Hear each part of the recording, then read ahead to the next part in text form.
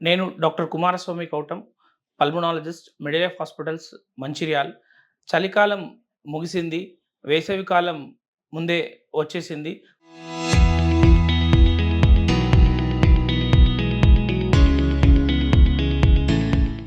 Almost 15 రోజుల ముందే మనకు వేసవికాలం స్టార్ట్ అయినట్టు అనిపిస్తుంది ప్రస్తుతం. సో, ఎండలు గత 3 రోజుల నుంచి చాలా ఎక్కువగా ఉన్నాయి. సో, దీనివల్ల మనకు వడదెబ్బకు గురయ్యే అవకాశం ఉంటుంది. ముఖ్యంగా పిల్లలు, మహిళలు మరియు స్త్రీలు ఈ వడదెబ్బకు గురయ్యే అవకాశం ఉంటుంది. సో, వడదెబ్బకు గురైతే వాళ్ళకు వాంతులు, విరోచనాలు, తలనొప్పి, తల తిరగడము ఇట్లాంటి లక్షణాలు చాలా ఎక్కువుంటాయి. ఎండకి గనక తిరిగితే చర్మం నల్లబడడము, చర్మం మీద దద్దులు రావడము, ప్లస్ ఏమన్నా శ్వాసకోశ సంబంధించినటువంటి వ్యాధులు రావడము, ఆల్రెడీ గుండె జబ్బు, మధుమేహము అంటే డయాబెటిస్ గానీ, గుండె జబ్బులు ఉన్నటువంటి వాళ్ళు గానీ, బీపీ ఉన్నటువంటి వాళ్ళు గానీ, ఈ ఎండ దెబ్బకు గురైతే, వడదెబ్బకు గురైతే శరీరంలో యొక్క నీరు తగ్గిపోయి వాళ్ళకి వడదెబ్బ ఎక్కువ వచ్చే అవకాశం ఉంటుంది. సో, కాబట్టి ముఖ్యంగా పిల్లలు, మహిళలు, వృద్ధులు, స్త్రీలు కొంచెం జాగ్రత్త వహించాలి. తప్పనిసరి పరిస్థితి అయితే తప్ప బయటికి వెళ్ళకూడదు. ఒకవేళ వెళ్ళవలసిన పరిస్థితి వస్తే ఆహ్, గొడుగు ధరించడం చాలా ఉత్తమమైన పద్ధతి. లేదా కనీసం మఫ్లర్ లాంటివి, రుమాల్ లాంటివి చుట్టుకోవడము, సన్ గ్లాసెస్ లాంటివి పెట్టుకోవడం, కంటికి ఏం గాకుండా చూసుకోవడము, సన్ స్క్రీన్ లోషన్స్ అంటే మంచి కంపెనీ నుండి సన్ స్క్రీన్ లోషన్స్ వాడుకోవాలి.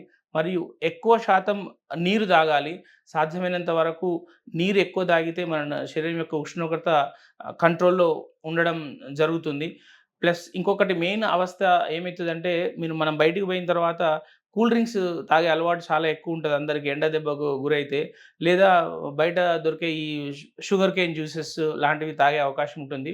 సో, వాటిలో అంటే కూల్ డ్రింక్స్ తాగితే ఏమైద్దంటే ఇనిషియల్‌గా మనకు చల్లగా ఉండొచ్చు కానీ, తర్వాత దాంతో ఏమైతదంటే శరీరం లోపల ఒక దాహం ఎక్కువయ్యే అవకాశం ఎక్కువుంటుంది.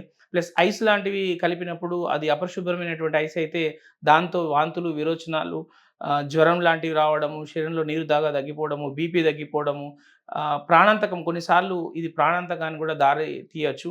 కాబట్టి మీరు బయటికి వెళ్ళిన పక్షంలో సాధ్యమైనంత వరకు ఇంటి నుంచే నీళ్లు తీసుకెళ్ళే ప్రయత్నం చేయండి.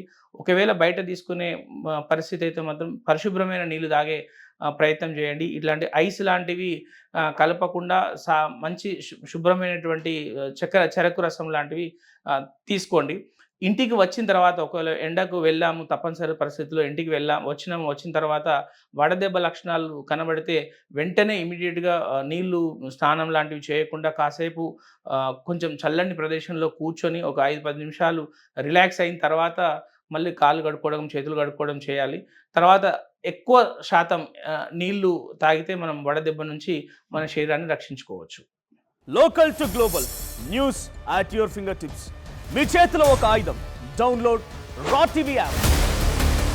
Media legend Ravi Prakash is back.